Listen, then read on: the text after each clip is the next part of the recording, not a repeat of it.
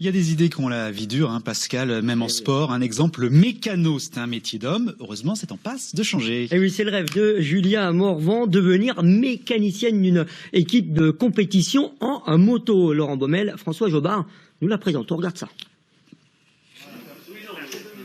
Atelier mécanique moto, lycée Pierre Mendès France à Montpellier. Des jeunes en bleu de travail, des garçons essentiellement. Et puis au détour d'un établi, une silhouette menue, tout de noir vêtu. Julia, 16 ans, et une envie folle d'apprendre.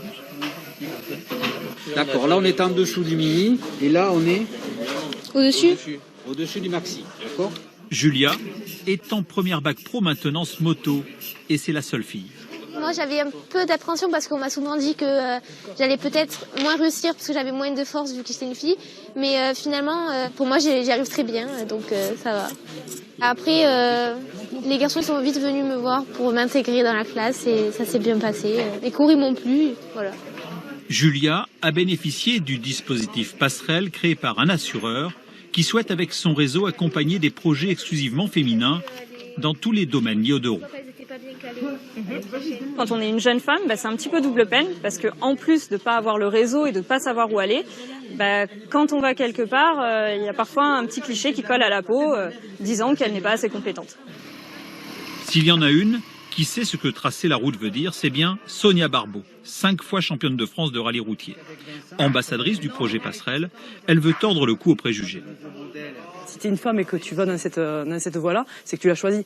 Tu as certains petits garçons qui sont orientés parce qu'ils ne savent pas quoi faire, mais une fille qui veut vraiment aller là, c'est que normalement elle a les compétences parce qu'elle a envie d'apprendre.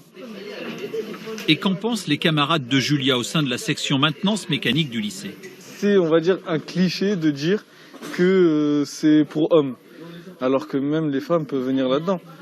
Elles peuvent avoir autant de talent, voire plus que certains hommes.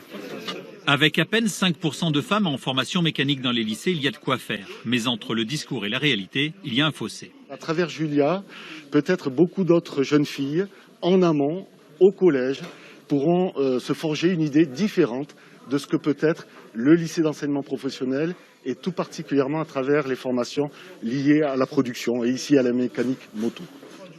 Julia rêve de devenir un jour mécanicienne de compétition. La moto doit se conjuguer à ses yeux, autant au masculin qu'au féminin.